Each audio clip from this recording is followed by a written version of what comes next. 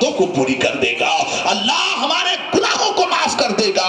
حضور مفتی اعظم ہند رحمت اللہ علیہ سے پوچھا، اناؤ کے ایک حاجی صاحب نے کہا حضور ہمارا ایک دوست ہے تھوڑا عقیدے کا کمزور ہے، عقیدے کا مزمحل ہے، وہ کچھ سوال کرنا چاہتا ہے۔ حضرت نے کہا اسے بلاؤ۔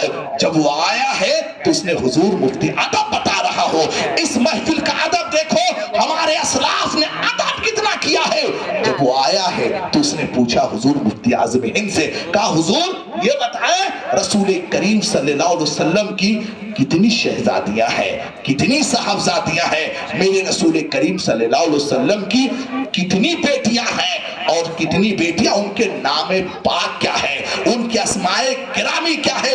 جیسے اس سائل نے سوال کیا ہے، حضور مفتی اعظم ہند رحمت اللہ علیہ شہزادہ اعلیٰ حضرت اٹھ گئے۔ اٹھنے کے بعد آپ نے دروازہ کھولا اور کہا اندر چلے گئے۔ جب اندر چلے گئے تو آپ کا مرید پریشان ہو گیا، تجسس بڑھ گیا، پریشانی بڑھ گئی۔ اب جس سائل نے سوال کیا تھا اس نے مرید سے کہا یار یہ سوال کوئی ٹف تو تھا نہیں، بڑا معمولی سوال ہے، بڑا ہلکا سوال ہے، اور آپ کے پیر صاحب چلے گئے غالباً کتاب دیکھنے کے لیے۔ مرید نے بھی سوچا یہ سوال تو بڑا ہلکا ہے، یہ کوئی معمولی کوئی دقیق سوال تو ہے نہیں، حضرت عام آدمی بتا دے گا، لیکن حضرت اندر کیوں چلے گئے؟ اسی کشمکش میں دونوں شخص بیٹھے ہیں، ابھی 5 منٹ بھی نہیں گزرنے پایا تھا کہ حضور مفتی اعظم ہند حجرے سے باہر آئے۔ جیسے آپ حجرے سے باہر آئے تو آپ کے چہرے مبارک سے، آپ کی داڑھی شریف سے وضو کے اثرات نمایاں ہے، آپ کی داڑھی شریف سے وضو کے قطرات ٹپک رہے ہیں۔ جیسے آپ بیٹھے اس نے کہا حضور آپ چلے گئے اور پھر آئے، حضور ماجرا کیا ہے؟ واہ رے مفتی اعظم ہند رحمت اللہ علیہ۔ مفتی اعظم ہند نے جواب دیا، کہا سنو تم نے میرے رسول کریم صلی اللہ علیہ وسلم کی شہزادیوں کا نام پوچھا، ان کے اسماء گرامی پوچھا، تو سنو مصطفیٰ رضا نے اب تک جب بھی نام لیا ہے بغیر وضو کے نام نہیں لیا ہے۔ تم نے نام پوچھا رسول اللہ کی شہزادیوں کا نام بغیر تازہ وضو سے آج تک شہزادہ اعلیٰ حضرت نے لیا ہی نہیں ہے، اسی لیے میں نے وضو کیا۔ وضو کرنے کے بعد اب سنو میرے مصطفیٰ کی شہزادیوں کا نام کیا ہے۔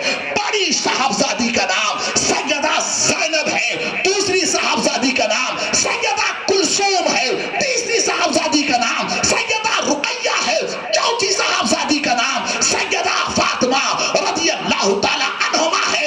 اتنا سنتے ہی وہ بدعقیدہ قدموں میں گر پڑا اور چیخ کر کہا جس کے احترام کا یہ حال ہے کون اس کی عظمت کا اندازہ لگا سکتا ہے؟ جس کے عظمت کا یہ حال ہے، یہ ہے احترام، یہ ہے مقام مصطفیٰ، یہ ہے شہزادی مصطفیٰ کا مقام۔ آپ جس محفل میں آئے ہو، جس محفل میں بیٹھے ہو، اور ہمارے صدر صاحب نے جس محفل کا اہتمام کیا ہے، مولانا اورنگزیب صاحب نے محنت و مشقتوں سے اپنی تقریر کے ذریعے اس کمیٹی نے جو محفل کا اہتمام کیا ہے، یہ محفل معمولی محفل نہیں ہے، یہ سامعین، یہ سننے والے آ رہے ہیں۔ اگر تقریر کی کسی بھی موڑ پہ، بیان کے کسی بھی موڑ پہ نعت پاک مصطفیٰ، منقبت اہل بیت کے کسی بھی موڑ پر آنکھیں نم ہو گئی، آنکھیں بھیگ گئی، تو خدا کی قسم یہی میری بخشش کا ذریعہ ہے، نہ طاعت پر، نہ تقویٰ پر، نہ زہد و اتقاء پر ہے۔ آج ہمارے پاس سجدے تو ہیں لیکن اس سجدوں میں خاکساری نہیں ہے، آنسو نہیں ہے۔ یہی وجہ ہے آج سجدے پہ روح، آج قیام پہ روح، عمل پہ روح، رونے والی آنکھیں مانگو۔ رونا سب کا کام نہیں، ذکر محبت عام ہے لیکن سوز محبت عام نہیں۔ آؤ ذرا رونا دیکھو۔